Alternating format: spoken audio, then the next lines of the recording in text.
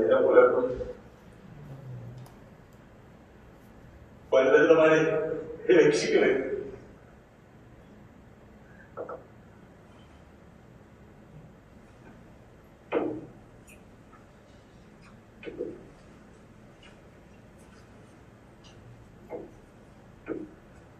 എവിടെയായിരുന്നു ആ കാണുന്ന പള്ളിക്കൂടി? കുട്ടി പെൺകുട്ടിയാണ് എങ്കിൽ അവരുടെ ഭാഗം ആരായിരിക്കും? മാമിക്ക് എന്നുപോലും തിരിച്ചറിയാത്ത ഈ വരരുചിയാണ്. നേരെ പിള്ളേരായി ഞങ്ങൾ പോകട്ടെ.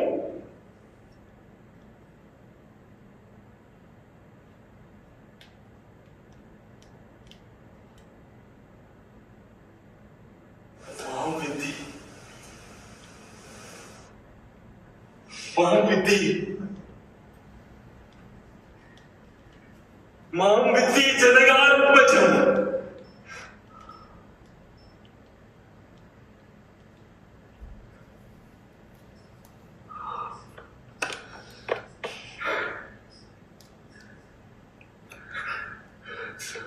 മാം വിദ്യ ജനകാത്മജം മാം വിദ്യ ജനകാത്മജം.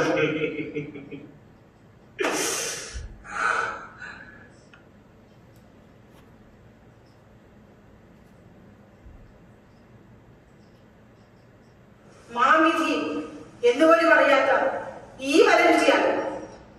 ഈ വരരുചിയാണ്.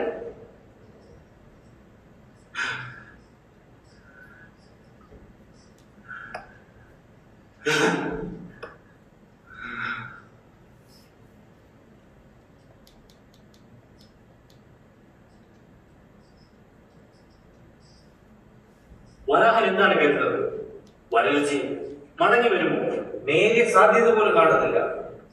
41 ദിവസം തികയാൻ ഇനി നാഴികകൾ ബാക്കിയുണ്ടല്ലോ. അതാണ് എങ്ങനെയാ കിട്ടുന്നത്? ഈ നാഴിക പെട്ടെന്നൊന്ന് അവസാനിച്ചെങ്കിൽ. അതെ, നാം കരുതുന്നത് വരരുചി ഈ ദേശം വിട്ടു പോയി കാണുന്നതാണ്. അങ്ങനെ സംഭവിക്കട്ടെ. സംഭവിച്ചാൽ അത് നമ്മുടെ തിളക്കമായിരിക്കും. വരരുചിയുടെ പ്രഭയിൽ നമ്മൾ മങ്ങി നിൽക്കുകയായിരുന്നു. ഇതാ നമുക്ക് തിളങ്ങാനും വിളങ്ങാനുള്ള അവസരം സമാന്തരമായിരിക്കുന്നു.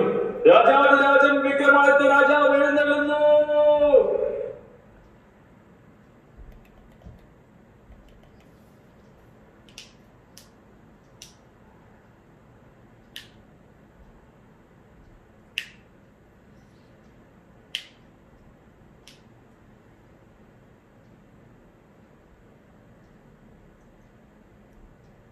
സമയം തീരാറായി.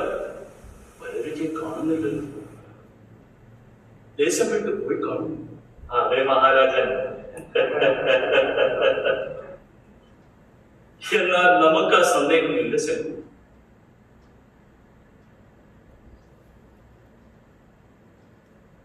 മാം വിദ്യയും ജനകാത്മജം.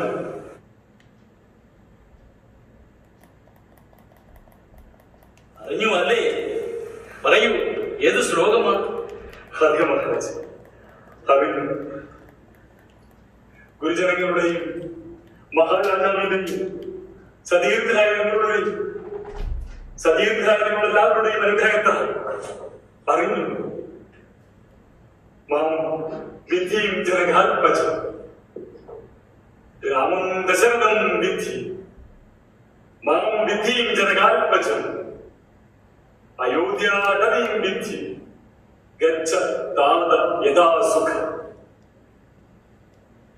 വനവാസത്തിൽ പോകുന്ന സമയത്ത് ലക്ഷ്മണൻ സുമിത്രയുടെ പാദങ്ങളിൽ വന്ദിച്ചു നിൽക്കുമ്പോൾ സുമിത്ര പറഞ്ഞ വാക്കുകളാണ് മഹാരാജൻ. രാമനെ അച്ഛനായി കണക്കാക്കുക, സീതയെ മാതാവായി ധരിക്കുന്നത്, കാനനത്തിൽ അയോധ്യയെ കരുതുക, പോയി സുഖമായി തിരിച്ചു വരുന്നു. ഇതിൽ ഏറ്റവും ശ്രേഷ്ഠമായ വാക്യം മാം വിദ്ധി ജനകാത്മജം. സീതയെ മാതാവായി കരുതുക. നമ്മുടെ അന്തരംഗം അഭിമാനത്താൽ പുളകിതമാകുകയാണ് വരരുചി. ആരുടെ അമൂല്യമായ രത്നങ്ങളും പട്ടുകളും കൊണ്ടുവരും. മാമിജി എന്നുപോലും പറയാത്ത ഈ വരരുചിയാണ്, ഈ വരരുചിയാണ്. മഹാരാജൻ, ഈ ആനന്ദവേളയിൽ നാം ഒരു സങ്കടം ഉണർത്തിക്കുകയാണ്. സങ്കട നിവാരകനായ വരരുചിക്ക് സങ്കടം. ക്ഷമിച്ചാലും മഹാരാജൻ,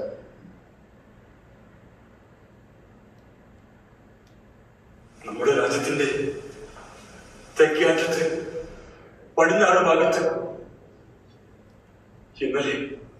ഇന്നലെ രാത്രി ഒരു പഴയക്കുള്ളിൽ ഒരു പെൺകുട്ടി ജനിച്ചിരുന്നു.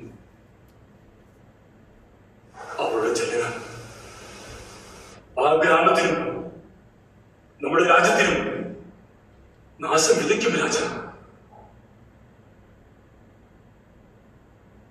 അതുകൊണ്ട് നാം എന്ത് ചെയ്യണമെന്നാണ് വരരുചി?